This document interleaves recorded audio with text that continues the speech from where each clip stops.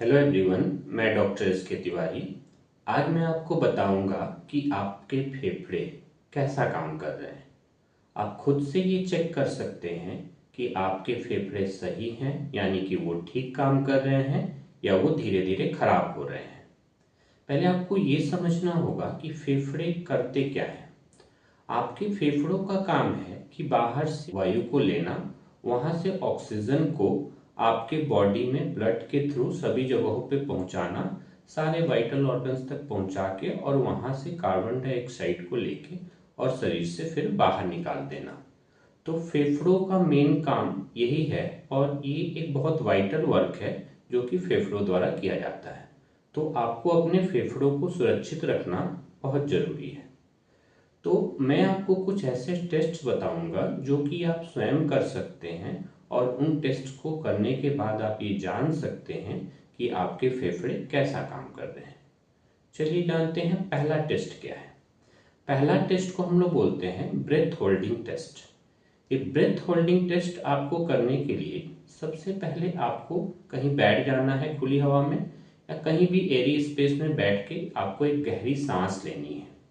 गहरी सांस भर के और आपको सेकंड वाली घड़ी की सेकंड वाली जो सुई है उसको देखनी है कि आप अपने सांस को अंदर कितने देर तक रोक सकते हैं।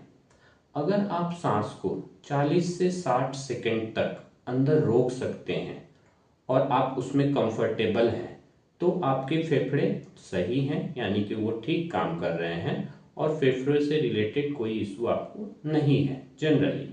और अगर आप 30 सेकंड तक भी इस सांस को होल्ड नहीं कर पा रहे हैं, जो आपने सांस लिया था उसको आप 30 सेकंड तक भी होल्ड नहीं अगर कर पाए, तो आपको समझ लेना होगा कि आपके फेफड़े रिस्क में हैं।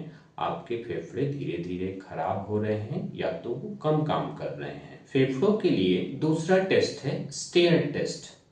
स्टेयर टेस्ट का मतलब है कि आपको कम से कम 50 से 60 सीढ़ियां चढ़नी है, बिना रुके चढ़नी है।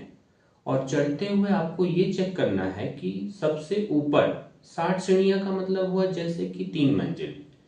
तब आप जब चढ़ते जा रहे हैं और 3 मंजिल पहुंचने के बाद भी आपको लगता है कि आपकी सांस ज़्यादा नहीं फूल रही है, आप नॉर्मली सांस ले पा रहे हैं, तो आपको समझना होगा कि आपका फेफड़ा अच्छा काम कर रहा है।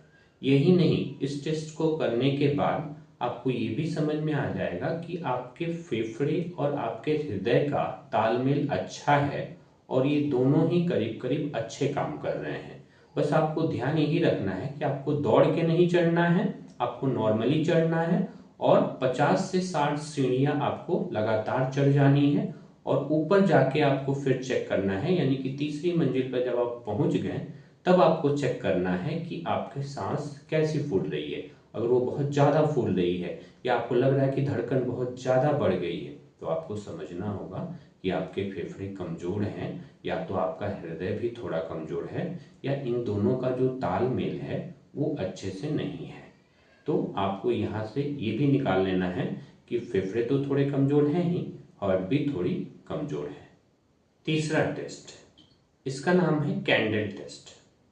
कैंडल टेस्ट के लिए आप सबसे पहले एक मोमबत्ती जला लें और उसको अपने से 3 फीट की दूरी पर रख लें। अब उसे आप अपने फूंक से बुझाने की कोशिश करें। अगर 3 फुट दूरी वाली कैंडल को आपने बुझा दिया तो आप ये समझें कि आपके फेफड़े अभी बहुत अच्छे हैं और वो बहुत अच्छे काम कर रहे हैं। इसको ग्रेड 1 में रखा जाएगा। उसके बाद फिर से आप कैंडल जलाएं और उसको कम से कम 1.5 से 2 फुट की दूरी पर रखें। समझिए 1.5 फीट की दूरी पर आपने रखा, फिर से आप उसको बुझाने की कोशिश करें। 1.5 फीट की दूरी पर अगर उस कैंडल को आपने बुझा दिया तो आपको समझना होगा कि आपके फेफड़े अभी ठीक हैं और वो अच्छा काम कर रहे हैं। उसके बाद फिर आप उस कैंडल को जलाएं और आप उसको 1 फीट की दूरी पर रखें। 1 फीट की दूरी पर रखने के बाद भी अगर आप उस कैंडल को नहीं बुझा पा रहे हैं तो आपको समझना होगा कि आपके फेफड़े खराब हो रहे हैं, या तो वो काफ़ी ज़्यादा खराब हो चुके हैं, उनमें कुछ ना कुछ प्रॉब्लम्स हैं जो कि आपको दिक्कत कर रही है। ये टेस्ट करने के बाद आपको ये समझना होगा कि आखिर दिक्कत क्या हो रही है जिससे कि फेफड़े ऐसा काम कर रहे हैं, फेफड़े खराब क्यों हो रहे हैं। अगर आपकी चेस्ट एक्सरे नॉर्मल है और आपको कोई स्पेसिफिक प्रॉब्लम नहीं है, जैसे कि दमे की प्रॉब्लम या तो सीओपीडी की प्रॉब्लम या फिर ब्रोंकाइटिस या कोई स्पेसिफिक इशू नहीं है, तो आप इस चीज़ को ठीक कर सकते हैं। आप कुछ ब्रीदिंग एक्सरसाइज कर सकते हैं। ब्रीदिंग एक्सरसाइज के थ्रू आप इस प्रॉब्लम को ठीक कर सकते हैं, जैसे कि बैलून्स को फुलाना। रोज प्रैक्टिस करें आप बैलेंस फुलाने की।